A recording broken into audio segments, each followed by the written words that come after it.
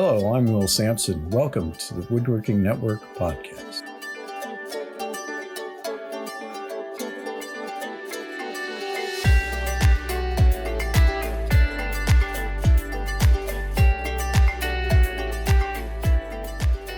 Welcome to the Woodworking Network podcast, where we explore the business of woodworking and what it takes to succeed. I'm Will Sampson. This episode is sponsored by the Executive Briefing Conference. Today, we'll be continuing my interview with Christian Smedberg, marketing specialist for Weinig USA, about the role marketing plays in a successful business and tips to improve your marketing. But first, let's talk about if you want to sell, learn how to buy. Most small shop woodworkers are so focused on making things that they rarely devote the attention they need to selling the products they make. And then when they do turn their focus to selling, they don't know where to start. In some cases, they even feel embarrassed or weird about asking people to buy their products. First off, get over that. Next, start to approach selling much in the same way you approach a new product. If you're making a piece of furniture or a cabinet, you first ask, what will it be used for? What's the goal? What is it that the cabinet is going to house? Silverware? Glassware? That changes what it needs to do. Is it a chair for dining or relaxing? That changes the form to meet the function. So the first step in selling is learning how to buy. Why would someone buy the products you make? What need does your product fill? Most importantly, what are the benefits of your product to the buyer? In woodworking, often we are selling products to consumers who don't have a full understanding of what the product is, but they know what they want it to do. A kitchen buyer likely doesn't appreciate all the differences in materials, box construction, or the qualities of different hardware and finishes. They just want the kitchen to be beautiful, functional, and long-lasting, part of their home. Unless you spend the time to educate customers on the benefits of your products as they see them, you'll not achieve the selling success you want, unless those benefits are obvious to everyone. The triumph of soft close hardware is a great example. When it first arrived on the scene, soft close hardware was significantly more expensive, but it quickly dominated the scene. Why? Because one push of a drawer showed a potential customer the benefit of the technology. They didn't need to know all the technical details of how it worked or what it was made out of. All they needed to know was the drawer wouldn't slam shut with a loud bang, and it would close securely and easily. One try, and they knew they wanted the benefits of that system. Lots of woodworkers seemingly can't be bothered to learn how to sell the benefits rather than the features of their products. They tell someone their boxes are made of 3/4 inch formaldehyde-free plywood and expect the customer to know the benefits of that material. Instead, they could talk about environmental responsibility and sturdy construction that will make the cabinet hold up for years of daily use. You have to put yourself in the customer's shoes. What are they really buying? Years ago, when I first visited the legendary Sam Maloof at his home in Southern California, he sat me down in one of his iconic chairs, and then he started quizzing me. How does that feel? Are the arms in the right place? Is it comfortable for you? Sam was a designer and craftsman, but he had a natural ability to understand the benefits of his products through the eyes of his customers, and a sincere goal of exceeding their expectations. It's a lot easier to sell when both you and your customers understand and appreciate the benefits. Before we rejoin Christian Smedberg, let's pause for a word from our sponsor, the Executive Briefing Conference. EBC is a superior opportunity to learn, be inspired, and have face-to-face interchanges with top leaders in the industry. The 2020 EBC will be held at the spectacular Broadmoor in Colorado Springs. In addition to top speakers and presentations, there also will be tours of concepts in millwork and the Mill Woodworking Training Facility. It's an unparalleled opportunity to obtain business intelligence to improve your enterprise. You can learn more at executivebriefingconference.com. Now let's get back to our interview with Christian Smedberg with more pragmatic marketing tips for woodworking businesses. You're talking about folks taking a little time to decide whether they're going to do a project. And I know that many shops, they find out that the marketing that they did a year, 2 years ago is what brought them the job that they got today. And so it takes a while, and you can't expect instant results. You know, I know the guy who puts an ad in the local newspaper, and he says, "Oh, I didn't get any sales from that." You know, right. You've got to think about creating top of mind awareness for the times when folks are ready. You do. Okay. So let's talk about that, Will. I agree.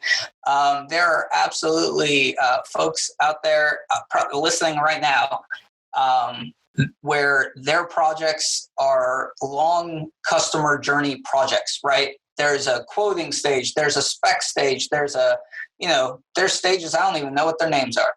I get that, yeah. And it's not like a compulsive, like impulse buy decision.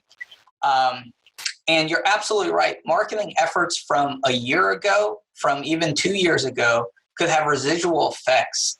And so it's important to want to track them, yes, obviously, but then also to set some realistic time goals on them. So if you know that your customer base is not an impulse buy, then realize that when you're tracking things such as a conversion rate from a call to action on your website, that maybe you don't want to do week by week, maybe not even month by month, but maybe 2 months by 2 months or quarter by quarter.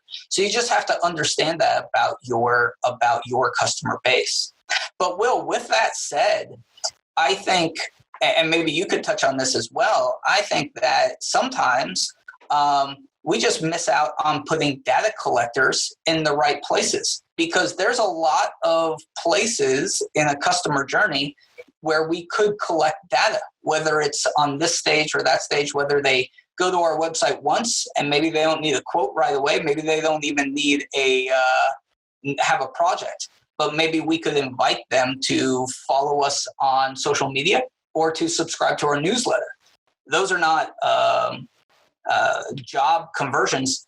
Those are not pipeline conversions, but they are good things to track. Well, you're creating a community or an audience there, and then those people can become your customers. That sort of brings me to another question I had. What are some innovative, low cost or no cost ways that woodworking business can boost their marketing? You mentioned newsletters and social media; those obviously come to mind. Yes, sure. Social media, newsletters. Just local involvement. Absolutely. There's a lot out there. And what I would do personally is every shop out there already has a customer base, more than likely, right? You already have customers. And if you're trying to get started in especially the digital marketing space, and you just don't know where to start, let's just say you say, I'm going to get on social media.